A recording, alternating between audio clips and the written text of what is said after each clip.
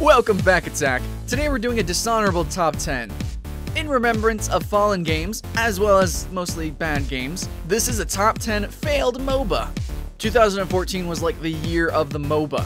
We had so many games coming out, and we still have a couple MOBAs still on the horizon, but already we are seeing that the MOBA genre is just a little bit oversaturated. And evidence that these games didn't quite make it. Let's have fun with this, because surely we're not going to be having fun with the games anymore. This is going to be the top 10 failed MOBA.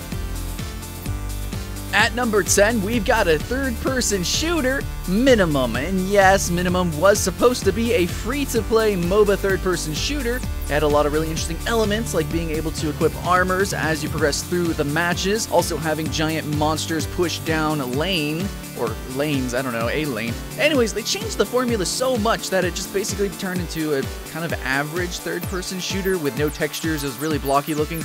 Either way, it had a lot of character at first, but then they even changed it from being free-to-play. Overall, it really just lost its identity, and it lost its hype, and because of that, it's essentially a ghost town now. At number 9 on the list, we have Guardians of Middle-earth. This is so low on the list because, honestly, I did not even hear of this game, and I play, like, every MOBA, so it's pretty crazy to think that a franchise so big, so loved, so well-known, to have a game that flies under the radar like this. And it's just because the game apparently was just so bad. It just really didn't work out. It just was not unique enough. It was not special enough, and this is not the first Lord of the Rings game to do poorly, mind you. Whenever a big franchise comes out, it's going to make a lot of games, it's going to make a lot of content, and not all of it is going to be superb, and this is just one example. At number 8, we've got Cannons, Lasers, Rockets. Woo! Such a cool name, man! So fun and fast and furious, right? No, it's actually the single slowest MOBA I've ever played in my life. Cannons, Lasers, Rockets. You would expect so much from this, from such a cool aesthetic that's really blowing up lately. We've got Dreadnought coming out. We've got Star Conflict. There's so many games that are like a kind of World of Tanks-esque with different, instead of characters, you have vehicles, and then you still have that team-based strategic combat. But no, Cannons, Laser, Rockets wanted to go a little bit more kind of like with MOBA-esque. You got bases, you got some AI, lanes, essentially, you can teleport around, and you got all these different abilities and such. But no, it's done so poorly, it is so slow-paced, and it lacks so much polish that it literally only has the cool name, and nothing else about this is redeeming in the least. Coming in at number 7 on our list is Warhammer Wrath of Heroes. Now, the Warhammer series really hasn't been doing that great lately. There's some games that are hit, a lot of games that are missed. The franchise as a whole is just kind of plugging every genre, every type of game that it can, with every kind of like take on the universe, just trying so freaking hard to make it stick. However, even though Warhammer Wrath of Heroes did fail, there is actually a Warhammer MOBA in the making. I don't know if you guys saw our previous videos, but we actually have a couple of videos on Dark Nexus, which is a twin-stick shooter MOBA, which might just make it.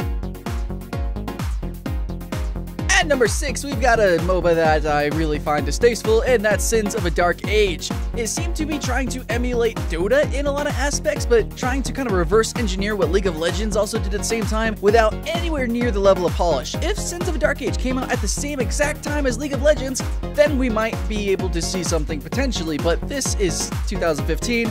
Sins of a Dark Age seems like it was made in the dark ages of the MOBA genre, Uprising. It just doesn't have a place now. Halfway on our list, and we're starting to get a little bit more positive here, is Dethroned, which had, I think, a lot of potential. It was very simple, very cartoon, very clean, though, and it actually had some really interesting elements. You played as a character, of course, fighting against other players, but the main focus was that you were actually building up your base at the same time, so kind of similar to some RTS games, which MOBA, of course, branched off of. It was a brawling MOBA that also had base building. It was simple, to the point, but apparently just a little bit too simple, and the player base just wasn't able to cling on. At number 4, we've got Panzer, which critically acclaimed actually whenever people were doing first impressions. It looked really fun. But when the game actually released and that's all we were given, it's very, very much a lackluster title. It looked really good, had really awesome physics, overall graphical fidelity, very high, very top notch. But the actual gameplay was just so consumable based. It was so awkward and weird and not fun at all. And basically, Panzer just had not enough content, not enough characters, not enough character itself. All in all, it was just a game slapped in a pretty engine. At number 3, we have Transformers Universe. Now, this game was going to be a MOBA, but then it was going to be an MMO, and then it kind of turned into like this MMOBA. It was just really weird, and it kind of lost its identity.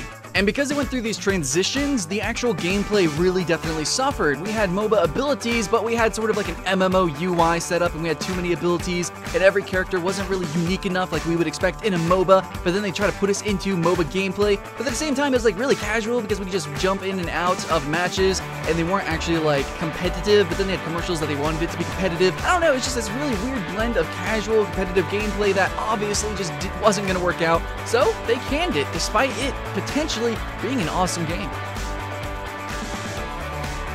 Number 2 on our top 10 list is Infinite Crisis. This game actually just recently got the can. Seriously though, it had all the makings of a great universe because it was borrowing from DC Universe's universes. That's right, you could even play as different kinds of Batmans from alternate parallel dimensions. It seemed like a really awesome exploration into the comic book franchise, but it didn't really explore the MOBA genre. Its mechanics and everything was borrowed from other games, and it didn't really do anything new or original. The concept? Novel, surely. The actual gameplay? Wasn't worth it. And our number 1 for the top 10 failed MOBA is Dawngate. Dawngate, more than most MOBA, was truly original in many of its strategic components, its tactical components, but it definitely did lack mechanics, something that League of Legends excelled at. And it wasn't quite original enough to really pierce through the genre like Heroes of the Storm did. So overall, it just wasn't potent enough, though it had an incredibly original world setting. It even had a comic book series. The developers were entirely passionate, but just like Warhammer, Dawngate got canned by its publisher, EA. Nobody saw Dawngate failing. They even just started its competitive season, had paid tournaments, and then all of a sudden EA pulled the plug. Dawngate could have matured into a fantastic, maybe even great MOBA, but more than any other game that I've played, I feel that this one was killed prematurely. The game truly was lacking, but it was also truly still in development. And I really wanted to see what this game was actually going to develop into. So that was it. That was our top 10 failed MOBA. It's kind of tragic, especially for the upper 5 of these, which had so much potential, could have been so great. Hopefully in the future we have developers with a more clear focus on what they want to accomplish with their MOBA game, because it is still a new and emerging and evolving genre. They can do so much with it. So let's try not to do everything at the same time. Let's focus, fill a niche, and make a great game experience. You don't need to aim to beat League of Legends or copy it. Make a game that you want to play. Make a game that we can play. Actually make a game. Even if a game is bad or turning sour, the most tragic thing of all is when a game can no longer be played at all. Thanks for watching, everybody. Like and subscribe so that you can stay notified. Please come back, Attack, and be excited for the next video, and we'll see you there. Welcome back, Attack. Today, we're going to be talking about the top 10 free-to-play MMOs for this year, for 2015. And I think across all the genres for free-to-plays, we've seen so much innovation in MOBAs, in MMOs, in like card games. We've seen so many new things this past year, and hopefully, maybe, probably so, 2015 is going to be just as exciting.